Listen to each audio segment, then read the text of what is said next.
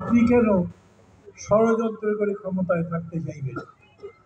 উনি বললেন, কখনো না, আমি ওরকম ভাবি না। আপনারা কি একটা জিনিস খেয়াল করেছেন? এই কিছুদিন আগে ডক্টর ইউনূস আমেরিকা গিয়েছিলেন জাতিসংঘের অধিবেশনে যোগ দিতে। এমনিতে আগে যে সরকার ছিল, শেখ হাসিনার সরকার, মিথ্যা কথা বলে তো চ্যাম্পিয়ন, লুটে ডাকাতদের সরকার। এই রকম পাষাণ হৃদয় কোথা থেকে যেন এইবার দেখলাম ফেসবুকের মধ্যে দিয়েছে এক ব্যক্তি, তিনি নাকি তার পিতা শেখ মুজিবকে হত্যা করেছিলেন, তার বুকের ওপর বসে ছুরি চালিয়েছে গলায়। এটা যে সত্যি আমি তা মনে করি না, কিন্তু মানুষ তাকে সেই রকম মনে করে। তো যে চোর লুটপাট করে, তাকে কেউ টাকা ধার দেবে? বাংলাদেশের ব্যাংকে কোনো ডলার নাই, আমাদের কোনো রিজার্ভ নাই। সেই রিজার্ভ শেখ হাসিনার সরকার পুরাতে পারছেন না, কারণ কেউ তাকে সাহায্য করে না। উনি ধার চেয়েছেন, ধারও দেয় না। আর এইবার ইউনূস সাহেব যখন বাইরে গেলেন, তখন তাকে $8 বিলিয়ন অনুদান দেওয়া হয়েছে। $5 বিলিয়ন ঋণ দেবার অঙ্গীকার করা হয়েছে। 13 বিলিয়ন, বিলিয়ন মানে বোঝেন, 1000 নয়, 10,000 লাখে 1 বিলিয়ন। আর $1 মানে 120 টাকা। যদি এটা গুণ করেন তাহলে খাতার মধ্যে লেখার জায়গা পাবেন না, এত টাকা। ডক্টর ইউনূস বলেছেন, এই টাকা যদি আমরা পাই তাহলে বাংলাদেশের অর্থনীতি দাঁড়িয়ে যাবে, আমরা আমাদের কষ্ট দূর করতে পারব। বাংলাদেশের সমস্যা কি? সবচেয়ে বড় সমস্যা দারিদ্র।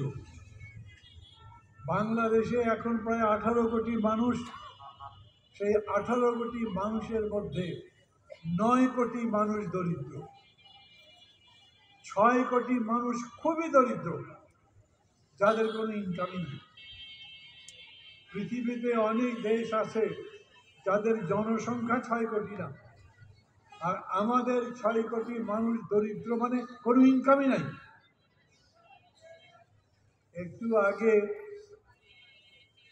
আমাদের সভা যিনি পরিচালনা করছিলেন, উনি আপনাদের কাছে বলবার চেষ্টা করলেন, এই 6 কোটির লোককে আমরা যদি মাসে 1000 করে টাকা দেই, কত টাকা লাগবে?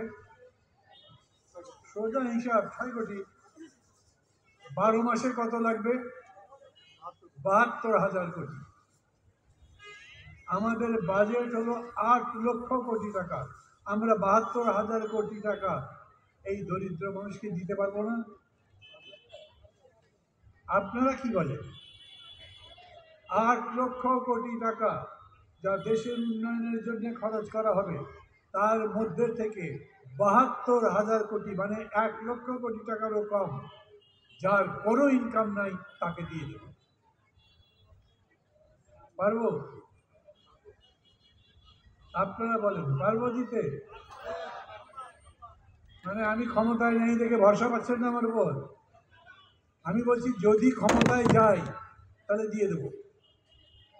কাজটা ভালো হবে কি খারাপ হবে? গরিব মানুষ, একটা পরিবারে যদি 4 জন থাকে, 4,000 টাকা পাবে মাসে। গ্রামে যে বাস করে তার 4,000 টাকা খরচও হবে না, সে হয়তো 2-2.5 হাজার টাকার মধ্যে দিয়ে তার সংসারের খরচ চালাবে। আর 1,500 টাকা ওর মাথায় যদি বুদ্ধি থাকে, প্রত্যেক মাসে জমাতে জমাতে হয়তো 3 মাস পরে 2টা মুরগি কিনবে, নাহলে 4 মাস 5 মাস পরে একটা ছাগল কিনবে, নইলে একটা রিক্সা ভ্যান করবে, আরও কিছুদিন অপেক্ষা করবার পর না হলে একটা সিএনজি কিনবে। বড় লোকদের যদি টাকা দেন, ওই টাকা সে বিদেশে পাচার করে। আমাদের দেশ থেকে প্রত্যেক বছর 1 লক্ষ কোটি টাকার মতো বিদেশে পাচার হয়। কিন্তু গরিব মানুষকে যদি টাকা দেন, ওই টাকা পাচার হয় না, ওরা ওই টাকা ফেরত দেয়। বড়লোক ব্যাংকের টাকা মারে, গরিব মানুষ ব্যাংকের টাকা বাড়ে না, ওরা পুলিশকেও ভয় করে, ব্যাংককেও ভয় করে। ওই জন্যে ওই টাকা আবারও আমার দেশের অর্থনীতির মধ্যে ফিরে আসবে। ডক্টর ইউনূস যেরকম করে বাইরে গেলেন, তারপরে এটাও হয়েছে বিদেশে যারা আছে চাকরি করে, বাংলাদেশে তাদের আত্মীয় স্বজন আছে, তাদের কাছে টাকা পাঠায়, আর ওই টাকা শেখ হাসিনা মেরে দিত তার সরকার। কিভাবে মারত? ওই টাকার বদলে তাদের যে লাভ হতো সমস্ত কিছু সে তার নিজের নামে, সরকারের নামে ইনভেস্ট করে অন্যভাবে কাজ চালিয়ে দিত। ওরা টাকা পেত না তা বলছি না, কিন্তু এইটা দেখিয়ে পৃথিবীকে সে প্রতারণা বা ধাপ্পা দিত। এইবার শেখ হাসিনা আসবার, মাফ করবেন, এইবার ডক্টর ইউনূস আসবার পরে যে বিদেশিরা টাকা পাঠানো বন্ধ করে দিয়েছিল, সেই টাকা আবার ব্যাংকের মাধ্যমে আসতে শুরু করেছে। এটা একটা সত্যি ঘটনা। জিনিসের দাম কমেনি, কিন্তু বাংলাদেশের অর্থনীতির অবস্থা ভালোর দিকে যাচ্ছে। শেখ হাসিনা নয়, ইউনূস সাহেবের সরকারকে কি ভালো বলবেন? উনি যদি ক্ষমতায় থাকেন তাহলে অর্থনীতি ভালোর দিকে যেতে পারে। আমি আবার বলি, মানুষের পেটে যদি ক্ষুধার আগুন জ্বলে, ওর কাছে কোনো সংস্কার ভালো লাগে না, ওর কাছে কোনো ভোট ভালো লাগে না, কোনো ভালো কথা তার কাছে ভালো লাগবে না। অতএব সরকারের দায়িত্ব প্রথম হচ্ছে দেশের মানুষের ক্ষুধা দূর করা। আমি আবারও বলি আপনাদের কাছে, যারা বলে বাংলাদেশ গরিব দেশ, এই দরিদ্র মানুষের দারিদ্র দূর করা যাবে না, ওরা হয় জানে না, নইলে ভণ্ড। তারা জনগণের কল্যাণ করতে চায় না, তারা জনগণের টাকা লুট করে নিজেদের টাকা আরও বেশি করতে চায়।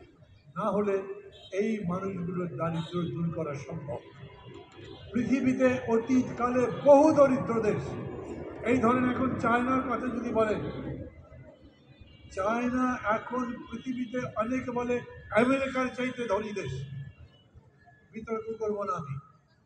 চায়না দেশে এক সময় মানুষের পেটে ভাত ছিল না, ওরা খালি আফিং খেয়ে পড়ে থাকতো।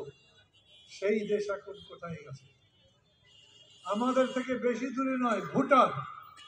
সেই দেশে মানুষের খাবারের অভাব নাই।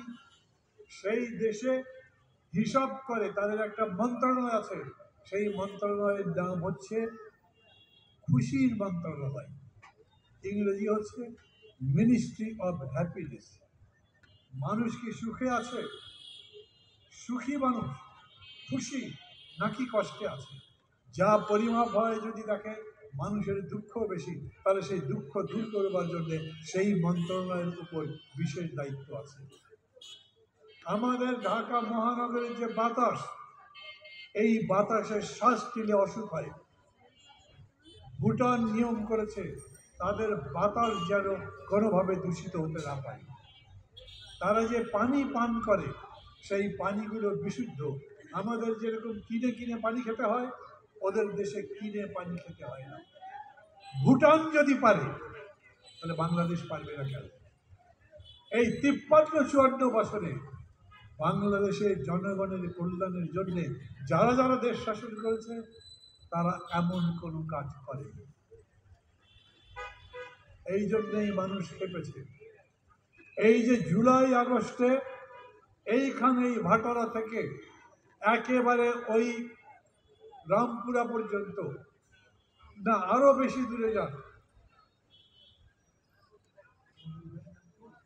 বনশ্রী পর্যন্ত অথবা মৌচাক পর্যন্ত এই রাস্তার দৃশ্য আপনাদের মনে আছে।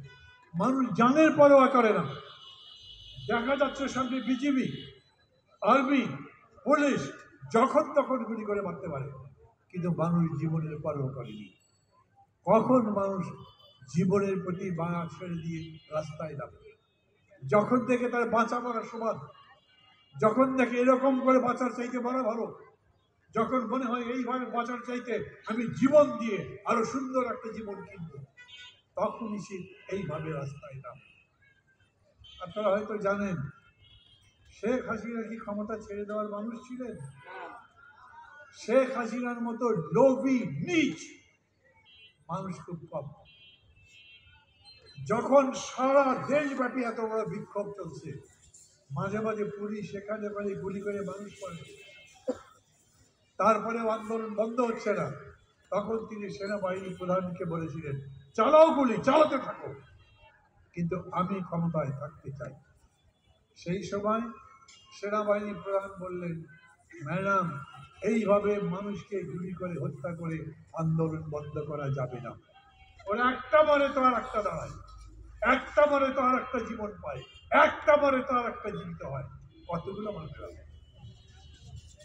এয়ারফোর্সের বিমান বাহিনী প্রধানকে বললেন, হেলিকপ্টার দিয়েছি তোমাদেরকে, আকাশ দিয়ে ঢাকায় ঘুরে বেড়াও, আর উপর থেকে গুলি করে করে মানুষ মারো।